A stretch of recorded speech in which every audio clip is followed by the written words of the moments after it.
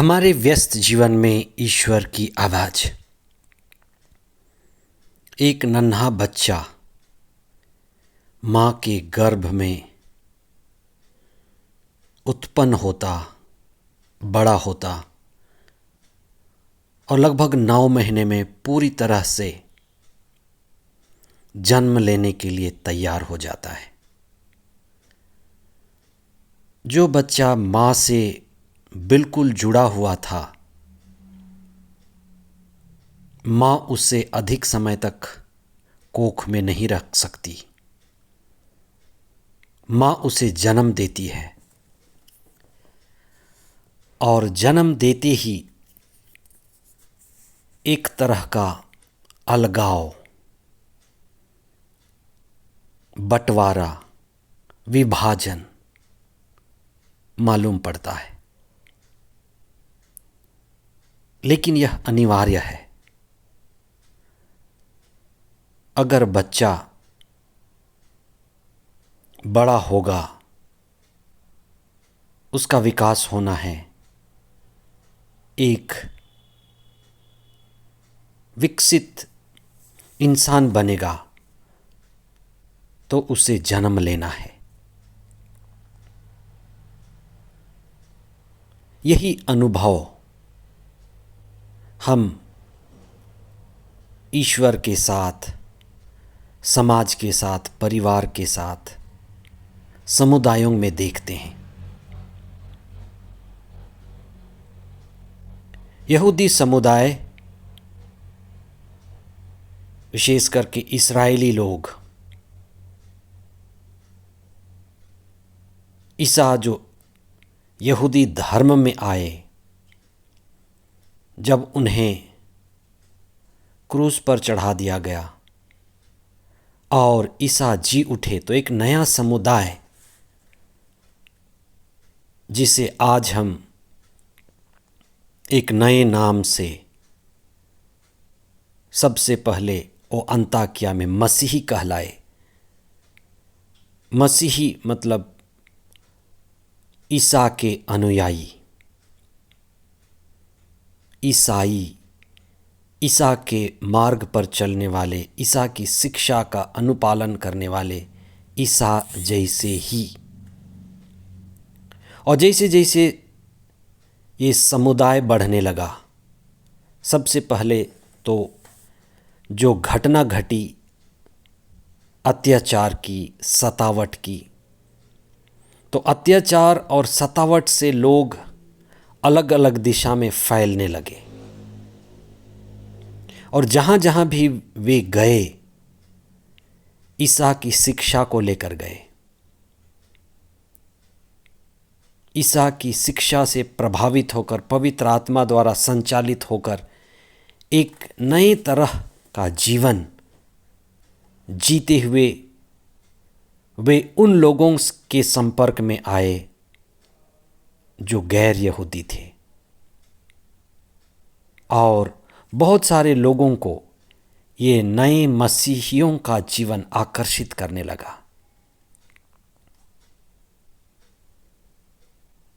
ये नवीन पंथी थे और ये पवित्र आत्मा से भरे हुए थे, सतत प्रार्थना करते थे, अपनी चीज़ों को आपस में बांटते थे, एक साथ प्रार्थना करते थे, स्तुति, गीत, भजन, आनंदित रहते थे और उदारवादिता फैलती गई। सबका स्वागत करना, सबको बराबरी का दर्जा देना और एक तरह की सामाजिक आध्यात्मिक पहचान बढ़ती गई।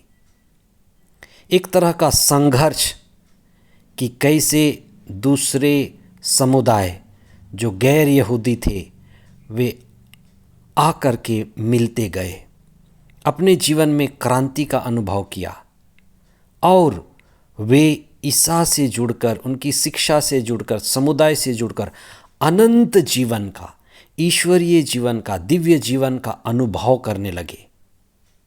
और ये बहुत बड़ी बात थी क्योंकि उनके जीवन में एक नवीन क्रांति आई। आज के सुसमाचार में ईसा कहते हैं कि मैं और पिता एक हैं। ईसा की शिक्षा को सुनने, उसके पीछे चलने और ईसा की शिक्षा को मनन करने का एक ऊंचाई ये है कि जो भी ये मनन करता है पिता ईश्वर के साथ संयुक्त होता है, जुड़ता है। जो अनुभव ईसा का रहा कि मैं और पिता एक हैं, वही अनुभव करता है एक तरह का अद्वैत। मैं पिता में हूं और पिता मुझ में है। ईसा ये भी कहते हैं कि जो मेरी शिक्षा पर चलता है, जो मेरी आवाज़ सुनता है, मेरी आवाज़ में लोगों के लिए सबसे बड़ी सुरक्षा है। ईश्वर की आवाज़ में सबसे बड़ी सुरक्षा है।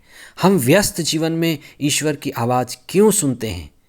क्योंकि ईश्वर की आवाज़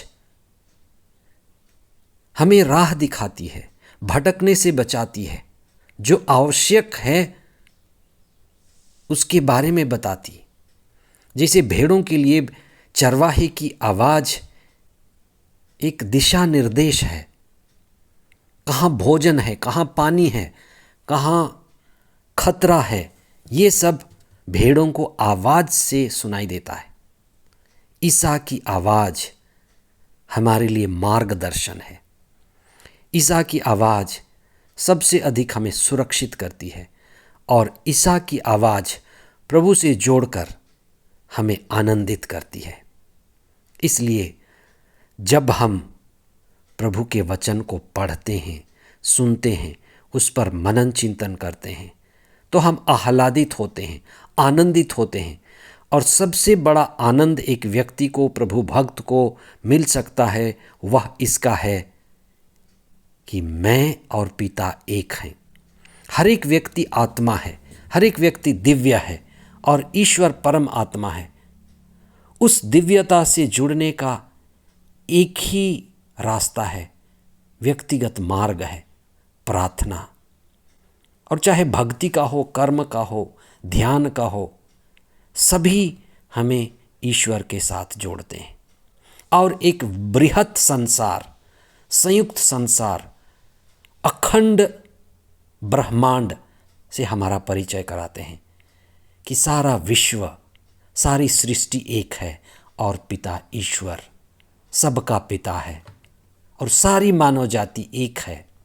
हम यही प्रार्थना करें कि हर एक धर्म, हर एक जाति, हर एक भाषा, ये सब हमारे लिए एकता का कारण बने, जोड़ का कारण बने, संयुक्त। जो सबसे ऊंचाई अनुभव ईसा का था, मैं और पिता एक हैं, प्रार्थना के द्वारा, पवित्र आत्मा के द्वारा, भक्ति और साधना के द्वारा हर एक व्यक्ति, हर एक प्रभु भक्त यही अनुभव करे, मैं और पिता एक हैं, सारा विश्व एक है, सारी मानव जाति एक है। और इसी मनोभाव से हम मानव कल्याण के लिए, सारी सृष्टि के लिए प्रार्थना करें और सारी सृष्टि के साथ संयुक्त होकर ईश्वर के परम आनंद का अनुभव करें। आमीन।